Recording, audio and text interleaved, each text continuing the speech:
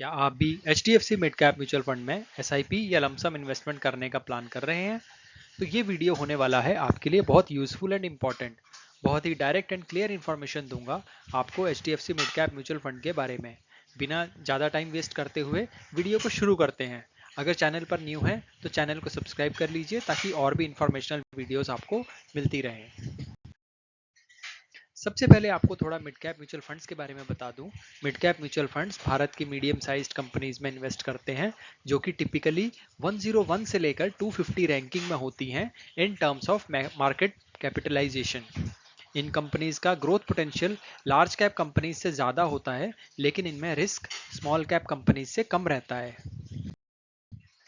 Mid cap mutual funds में आप invest ना करें अगर आपका रिडेम्पशन करने का plan with in less than 7 years है। अगर आप 7 ईयर्स से ज़्यादा टाइम तक इन्वेस्ट करने का प्लान कर रहे हैं तभी मिड कैप कैटेगरी में इन्वेस्ट कीजिए। ये एक मिड कैप इक्विटी फंड है जो उन कंपनीज में इन्वेस्ट करता है जो साइज में मीडियम होती हैं और जिनका ग्रोथ पोटेंशियल काफ़ी अच्छा होता है। इस फंड का लॉन्च 1 जनवरी 2013 को हुआ था, तो काफ़ी टाइम से मार्केट में है और इन्वेस्टर्स का ट्रस्ट बना हुआ है। इस फंड को मैनेज कर रहे हैं चिराग सेतलवाद और ध्रुव मुच्छल, जो एक्सपीरियंस फंड मैनेजर्स हैं और इनका ट्रैक रिकॉर्ड भी स्ट्रॉन्ग है। इस वक्त फंड का AUM 72,610 करोड़ रुपीस है, जो एज ऑन 31 मार्च 2025 है, जो दिखाता है कि लोगों का भरोसा काफ़ी है इस फंड पर। एक्सपेंस रेशियो है 0.83%, जो कि एक डायरेक्ट प्लान के लिए रीजनेबल माना जाता है। और इसका बेंचमार्क है निफ्टी मिड कैप 150 TRI, जिसके साथ फंड अपने परफॉर्मेंस को कंपेयर करता है। एक और इम्पॉर्टेंट एडवाइस दूंगा आपको कि मिड कैप म्यूचुअल फंड्स में ओनली थ्रू SIP ही इन्वेस्ट करें। ये अगर आप मार्केट को अच्छे से टाइम करना जानते हैं तो लमसम के थ्रू बीच बीच में इन्वेस्ट कर सकते हैं। अब बात करते हैं फंड के परफॉर्मेंस की। पिछले एक साल का रिटर्न रहा है 14.23%। थोड़ा स्लो है, लेकिन मार्केट के ओवरऑल कंडीशन के हिसाब से एक्सपेक्टेड था। लेकिन अगर आप 3 साल के CAGR देखें तो फंड ने 25.66% का स्ट्रॉन्ग एनुअलाइज रिटर्न दिया है, जो काफ़ी अच्छा माना जाता है। और 5 साल का CAGR की बात करें तो ये और भी इंप्रेसिव है 33.76%, जो क्लियरली दिखाता है कि फंड ने लॉन्ग टर्म इन्वेस्टर्स के लिए वैल्यू क्रिएट की है। फंड का सिंस इंसेप्शन रिटर्न है 20.27%, जो एक कंसिस्टेंट लॉन्ग टर्म परफॉर्मेंस का सिग्नल है। तो अगर आपका इन्वेस्टमेंट होराइजन लॉन्ग टर्म है तो ये फंड डेफिनेटली कंसिडर करने लायक है। अब देखते हैं फंड का एसेट एलोकेशन, यानी पैसा किस जगह इन्वेस्ट किया गया है। फंड का मेजर हिस्सा 93.02% इक्विटी में इन्वेस्ट किया गया है। मतलब ये फंड प्राइमरीली शेयर्स या स्टॉक मार्केट में पैसा लगाता है, इसलिए इसका रिटर्न पोटेंशियल हाई होता है, लेकिन रिस्क भी थोड़ा ज़्यादा होता है। बाकी 6.98% अमाउंट कैश और कैश इक्विवेलेंट्स में इन्वेस्टेड है, जो कि शॉर्ट टर्म इंस्ट्रूमेंट्स जिसे लिक्विडिटी मेंटेन करने के लिए रखा जाता है। तो ओवरऑल ये एक हाई इक्विटी एक्सपोजर वाला फंड है जो लॉन्ग टर्म ग्रोथ के लिए सूटेबल है। चलिए अब देखते हैं इस फंड की टॉप 5 होल्डिंग्स, यानी वो टॉप कंपनीज जिसमें फंड ने सबसे ज़्यादा पैसा इन्वेस्ट किया है। सबसे पहले है मैक्स फाइनेंशियल सर्विसेज, जिसमें 4.04% का इन्वेस्टमेंट है। ये एक बड़ी फाइनेंशियल सर्विसेज कंपनी है जो इंश्योरेंस सेक्टर में काम करती है। दूसरे नंबर पर है इंडियन होटल्स कंपनी, 3.69% होल्डिंग के साथ। ये टाटा ग्रुप की कंपनी है और ताज होटल्स इसके अंडर आती हैं। टूरिज्म और हॉस्पिटैलिटी सेक्टर में ये एक स्ट्रॉन्ग ब्रांड है। तीसरा नाम है द फेडरल बैंक, जिसमें 3.39% इन्वेस्टमेंट है। ये एक well established private sector bank है। चौथे नंबर पर है कोफोर्ज लिमिटेड, जिसमें 3.36% पैसा लगा हुआ है। ये एक IT कंपनी है जो ग्लोबल टेक्नोलॉजी सॉल्यूशंस देती है। और पांचवी होल्डिंग है IPCA लैब्स, 3.27% के एलोकेशन के साथ। ये एक फार्मास्यूटिकल कंपनी है जो मेडिसिन मैन्युफैक्चर करती है। ये डाइवर्सिफिकेशन दिखाता है कि fund financials, hospitality, banking, IT और फार्मा जैसे मल्टीपल सेक्टर्स में इन्वेस्ट करता है, जिससे रिस्क भी बैलेंस होता है और ग्रोथ का स्कोप भी बनता है। अब बात करते हैं इस फंड के सेक्टर एलोकेशन की, यानी फंड किस किस सेक्टर में अपना पैसा इन्वेस्ट करता है। फाइनेंशियल सर्विसेज सेक्टर सबसे बड़ा हिस्सा रखता है, टोटल पोर्टफोलियो का 23.85%।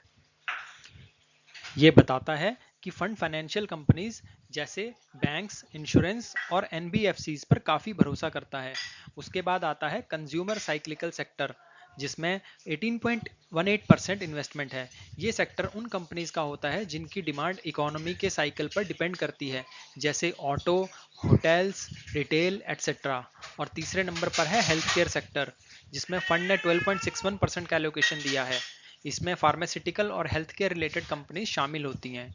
ये डाइवर्सिफिकेशन दिखाता है कि फंड डिफरेंट सेक्टर्स में इन्वेस्ट करके अपने रिटर्न्स को बैलेंस और ऑप्टिमाइज करने की कोशिश करता है। रिस्क भी कंट्रोल में रहता है और ग्रोथ का चांस भी बन जाता है। चलिए समझते हैं कैपिटल गेन्स टैक्सेशन के rules mid cap mutual funds के लिए। अगर आप म्यूचुअल फंड यूनिट्स को एक साल के बाद बेचते हैं तो 1.25 लाख रुपीस तक के कैपिटल गेन्स टैक्स फ्री होते हैं। इस लिमिट के ऊपर जो भी गेन होता है उस पर 12.5% का long term capital gains tax लगता है। अगर आप यूनिट्स को एक साल के अंदर बेच देते हैं तो आपके पूरे गेन पर 20% का short term capital gain tax applicable होता है। लेकिन जब तक आप अपने यूनिट्स को होल्ड करके रखते हैं, चाहे 2 साल, चाहे 5 साल या 10 साल, कोई टैक्स नहीं देना पड़ता। टैक्स तभी लगता है जब आप अपनी इन्वेस्टमेंट्स रिडीम करते हैं। अगर रिस्क और सूटेबिलिटी की बात करें तो सबसे पहले समझना जरूरी है कि इसका रिस्क लेवल काफ़ी हाई है, मतलब रिटर्न्स अच्छे मिल सकते हैं लेकिन फ्लक्चुएशंस भी उतने ही ज़्यादा हो सकते हैं। ये इन्वेस्टमेंट उन इन्वेस्टर्स के लिए सूटेबल है जो लॉन्ग टर्म होराइजन के साथ आते हैं, कम से कम 7 साल या उससे ज़्यादा के लिए इन्वेस्ट करने का प्लान हो। शॉर्ट टर्म के लिए ये सही चॉइस नहीं है। और ये कैटेगरी उनके लिए बेस्ट है जो मिड कैप इक्विटीज के through long term wealth creation का सोच रहे हैं। ग्रोथ का पोटेंशियल स्ट्रांग होता है, बस थोड़ा पेशेंस और डिसिप्लिन चाहिए होता है। अब थोड़ा रिटर्न्स कंपेयर कर लेते हैं ताकि क्लियर पिक्चर मिले। अगर आप 5 साल फिक्स डिपॉजिट में इन्वेस्ट करते तो आपको मिलता लगभग 6.5% पर एनम का रिटर्न, जो सेफ होता है लेकिन रिटर्न्स लिमिटेड होते हैं। अब वही अगर आपने Nifty mid cap 150 TRI index को फॉलो किया होता तो आपका CAGR यानी कि कंपाउंड एनुअल ग्रोथ रेट होता 29.86%। काफ़ी ज़्यादा फर्क है ना। और अगर आपने एक एक्टिवली मैनेज फंड जैसे कि HDFC mid cap mutual fund में इन्वेस्ट किया होता तो आपका रिटर्न होता 33.37% CAGR, which is even better than the index. तो क्लियरली दिखा रहा है कि रिस्क के साथ रिवार्ड भी काफ़ी हायर हो सकते हैं, बस पेशेंस और लॉन्ग टर्म विजन होना चाहिए।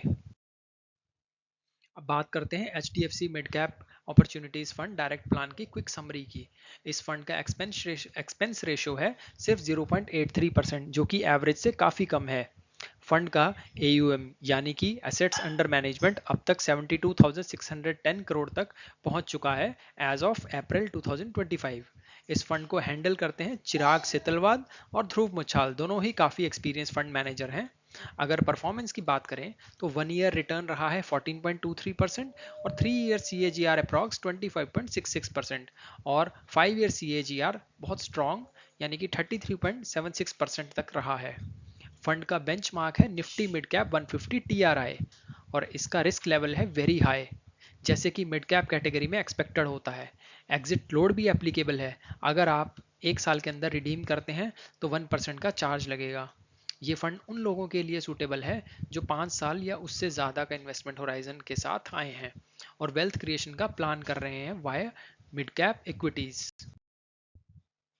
तो आज की वीडियो यही खत्म होती है। उम्मीद है कि आपको ये कंटेंट इन्फॉर्मेटिव लगा होगा।